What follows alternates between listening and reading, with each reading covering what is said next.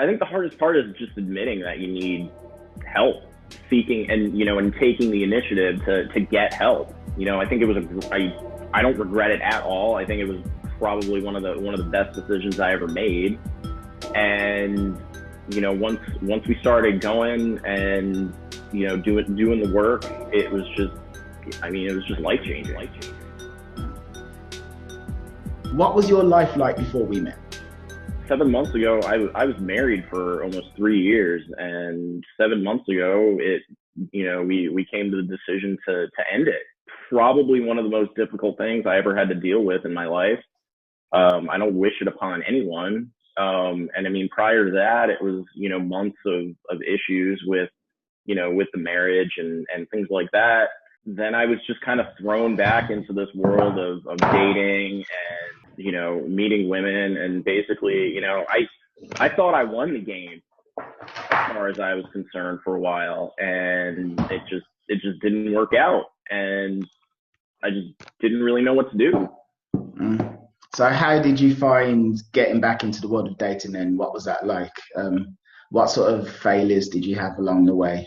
With the divorce and everything, obviously that was a big blow to my confidence. And I think, that made things difficult. I felt like I wasn't good enough, that, anyone that would be interested in me would, probably there was something wrong with them, because obviously there was something wrong with me and they just didn't see it, things like that. And a few months of being single, I did date someone, and we were kind of in a relationship for about a month, and then that ended. And it was like, all the extra stuff that I dealt with that I didn't deal with, once my divorce happened, coupled with this new person also deciding, that this is not, that they didn't want to be with me anymore. All that rolled into one just really put me in a really bad spot, and just a really negative mindset. Yeah, I just didn't know where to go from there. Do you mind delving a little bit deeper into how you're feeling at that time? I ask because there's probably guys watching who maybe feel the same way now that you felt then. And then if they could hear exactly what was going on for you, it might, let them realize that there's a way out of their current situation. Yeah, I mean, I think there was a lot of guilt that, that maybe it was a matter of, me not working hard enough, or me not, doing what I should have been doing, or something like that, or just, that I didn't work hard enough. I think guilt about approaching women or trying to date other women after my marriage had ended, feeling like I didn't have permission, that I didn't deserve to go out and meet people. I didn't deserve to have a conversation with someone. I didn't deserve to go on a date with someone or be with someone. I've got a question. Did you feel like you didn't deserve to have a conversation with someone or date someone because you were like a bad person, or because being sexual with a woman was bad? Like, which one of those was it? I think both, but I think in the beginning it was certainly, I felt like I was a bad person and I didn't deserve it. But then as things progressed, maybe I had some successes here and there, then I think I did have a hard time, feeling like it was okay to be sexual with someone, or to, take initiative, or things like that. Okay, I hear you. So when you felt like it was bad for you to be sexual with a woman, how did that sort of affect your relationships with women? So you said that obviously you had the divorce, and then there was that woman who you dated and she ended it with you. So did you just find yourself in a situation where basically there was like a wall in between you and women that you couldn't actually cross, because either they weren't interested in you at all, or maybe they were interested, but then at some point they weren't? Like, do you see what I'm saying? Yeah, I think it did kind of put a wall up, and it made me, I think it added to being nervous when I was meeting people, when I was going on dates. It was just like I was holding back, and I feel like I was just kind of putting off that vibe to people, where they kind of sensed the nerves and conflict going on kind of in my head. And I feel like I kind of put off that vibe out, and people pick up on that, and then they get tense, and yeah, it just kind of snowballs from there. Well, something from my past is my past is quite similar to yours. Well, except for the fact that I was never married, but you know, be that as it may. There was a time when I couldn't really communicate with women in that kind of way at all. And or like people to a large extent, but like especially women. And one thing that was really painful for me was that I would be with some girl and there's something stopping me from being cool. And I can see that she thinks I'm weird. I can see it. Like she's not comfortable. I can see that she is kind of like this, but I don't know what to do about it. You know, so even though I can tell that what I am doing is really not good and she's not liking it in the least, I still didn't know how to actually change that. And that was really frustrating. Is that something you can relate to? Yeah, I think so. I found myself, if I did get a date, that sometimes I would just get so nervous that the conversation, it was like I had no control over what was coming out of my mouth. I had no control over the words that I was saying. And, I felt like I was in a comedy where, somebody says something ridiculous and then they're just like, I wish I hadn't said that.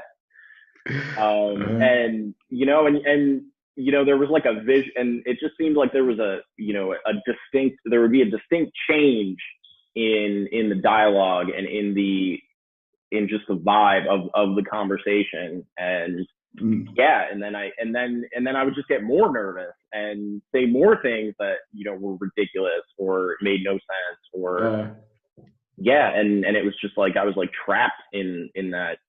And I had just like, it was like I had no control over it. I hear you. I hear you. I hear you, and I relate to that. Okay. So, when we first started communicating, then, like, what were your initial thoughts then? Say, when we had our consultation, what were you thinking then? Were you scared? Were you nervous? Were you excited? Oh yeah. Oh yeah. I was really nervous. I think the hardest part is just admitting that you need help, seeking and taking the initiative to get help. But I think it was I don't regret it at all. I think it was probably one of the best decisions I ever made. And once we started going and doing the work, it was just life changing. Wow. Cheers. Thank you, man. That's a powerful word. Like that hit me in my chest. Jesus. All right. So what would you say? So at some point, actually, firstly, how did you discover me anyway? How did you find me to begin with? On the WhatsApp group. Okay. I think it was on the WhatsApp group or on Reddit, was where I found the group. Okay, cool. So me and you, we've had our consultation. You signed up for coaching. You're scared, terrified. Is this gonna work? Does this guy know what he's talking about? Is he gonna run off with my money? That sort of stuff. And then once we've actually started working together, though, what were like some of the big realizations that hit you? Like, oh my gosh, this, oh my gosh, that. Like, what were the big things that you learned as a result? I think the biggest takeaway from the work that we did was that I had stuff that was holding me back, and I realized that it really wasn't a big deal. Everybody has insecurities. Everybody has things they worry about. And I think the work, it kind of gave me permission to move on and take action to better myself. It helped me put things behind me, put things aside, put the guilt away, things I may have done in the past. And it gave me permission, and it helped me to kind of forgive myself and be okay and comfortable. What I will say is when me and you first started working together, you're basically one of my favorite clients, actually. I've never actually said to see what you are. And reason being is because from the start, you've like worked really hard. Like you've really, yeah, it's been very clear and apparent that you've had a goal and you're hell bent on achieving that goal. And the huge progress that you've made is actually a testament to that. Like the people, it doesn't really matter where someone starts. This is what I've noticed from doing this coaching thing for a few years now. Where someone starts is actually irrelevant. It's actually how annoyed they are at their current situation. If they're in a place where they hate their current situation, That's actually what you need, because that's what's going to propel them. If they're like, yeah, I mean, I could become a bit better with women, I suppose, but blah, blah, blah, then actually nothing will happen. And you definitely were like, no, I'm not happy. I'm not satisfied. And every time we spoke, you were like, okay, Kieran, so I did this and I did this and I did this. And you'd have like, let's say mistake after mistake and like bad situations. And they felt bad to you. But to me, I'm like, no, he's actually going out there and he's in the trenches. Like, this is actually very good. Like, yeah, like you fail your way to success. And I just want to say it's been really good to actually help you and to watch you. But what I want to ask is then, so as a result of the help and support that I've given you, what changes occurred in your relationships with women as a result? I definitely feel more of the abundance mentality. And I don't feel like I'm burdening someone by having a conversation with them anymore. I feel like if I want to go talk to someone, it's not a big deal. And if anything, I can make their life, make their day better, make their day, make their night, just add, inject fun into their evening or just their day. And it's okay. I'm allowed to talk to anybody I want to. There's nothing wrong with that. And it's okay. And the outcome doesn't matter because I can just take it or leave it. I mean, I can go into, on a first date, I used to be super nervous sitting in my car. I'd show up like super early because I didn't want to be late. I'd be sitting in my car just, stressing out. And then I would walk in and I'd be trying to calm down and I just couldn't. And now I just go into it and I just say, I'm going to have a fun evening. This beats sitting on my couch for the most part. And I can just go into this and have fun and meet somebody new and see what happens. All right, there's something you said that was very powerful, which is that you said that you feel like you're not burdening people by talking to them anymore. That's kind of powerful. That means then that in the past, when you spoke to someone, or if you had to think about speaking to someone, you felt like you were a leech that's basically making their life worse. Not hugely worse, but you're not making their life better. You're a burden, you're annoying, you're a nuisance, go away, leave me alone, which is actually a terrible way to see yourself as a person. But a lot of people do. Like I used to think that back in the past as well.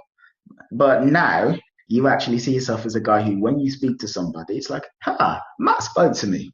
That was great. Like now my day has been lifted. Now my life is better because I've actually had the experience of this guy. And that's not a small thing that you've actually said. And something I've noticed as well from speaking to you, you didn't actually say this, but I have noticed that you seem to be quote unquote fornicating with women a lot more these days. You do seem to be doing that. And another thing I've noticed as well, you've told me 2 instances recently where you actually turned women down because you weren't, you weren't feeling it basically. And that is definitely, in my opinion, a sign of a abundance mentality, because you wouldn't have done that a few months ago. You wouldn't have done it at all. I don't think I ever did that until until we started working together. I think I mean I'm just thinking back at every instance of my life. I mean, I don't think I've ever broken up with anyone. I don't think I ever dated anyone where I was the person who decided that this isn't working, or this isn't what I want. This should be over. This is not good for me. I was always just stuck in this scarcity mentality where anybody that was going to give me the time of day, I just had to grab onto them and don't let go because this is my last chance. And now I'm kind of just, it's refreshing. It adds less stress to the situation. I just feel that I can go into something and take it or leave it. It's okay. It's okay to walk away. It's okay to decide that it's not working out, or that this is not somebody that you want to be with. And there's nothing wrong with that. Oh, amen, brother. Amen. So I think we're at the end of this now, but I just want to say again, thank you very, very, very much for your time. It's funny, you said that you feel like this has been life-changing, and I really appreciate that. Like, you have no idea how good that actually feels. It feels brilliantly. So thanks. The sky's the limit. The sky is the limit. If you feel like it's been life changing so far, there's still so much more to come. And with your work ethic and your dedication, I've got absolutely no doubts about what's in store for you. Like, no doubts whatsoever. And it really is actually a pleasure to work with you and help you. It really is. Thank you. It's been great. I'd recommend it to anybody. I wish I did it sooner. Mm. Yeah. All right. Actually, on that topic, so to the guy in Atlanta, Georgia, Atlanta's in Georgia, right? Yeah, Atlanta, Georgia. Yeah. Yeah, that's one. Okay, great. Right. My US geography ain't great. Or he's in Singapore, or he's in Korea. He's in Tokyo right now. And he's thinking, huh, should I actually sign up? Should I do this? Should I get coaching from Kieran? What would you say to him? First, I'd say do it. I'd say, you can bang your head against the wall doing the same things or trying new things, and you're on your own, and maybe you'll get some progress, but I really don't think it wasn't until we started working together that I really saw a lot of improvement in a really short amount of time. Like I said before, it was life changing. Just do it and invest in yourself. The sky's the limit, like you were saying. Mm. Actually, oh gosh, gosh, man, that just it just makes me feel so good. Gosh, I can't even like fight it. It's like when you say that life changing, it's like, oh my gosh, like I'm actually having that effect on people. Where, but yeah, you know what though, to the person who is watching, ultimately you do need to invest in yourself. You know, you have to see you as being an investment, and ultimately, even if the coach isn't actually me, it's like the value that you get from having a coach someone who's done the things that you want to do, show you how to do it in a quick space of time, it far exceeds what you actually spend. Like it far exceeds. I mean, for everything, when I look at where I am now and where I used to be, if I was still like that now, I would be willing to pay $50,000 to not be like that easily. Like to get to where I am, it's easily worth that much, maybe in 100,000. To be in that horrible, depressed, insecure, insular, self-hatred spot, like, ugh, yeah, that's getting out of that is worth a crazy amount of money, which is infinitely more than the cost of my coaching or anyone else's anyway. But thank you for your time, Matt. Thank you, thank you, thank you. Thank Have you. yourself a lovely day. And You too. yeah, bye bye to the person who's watching.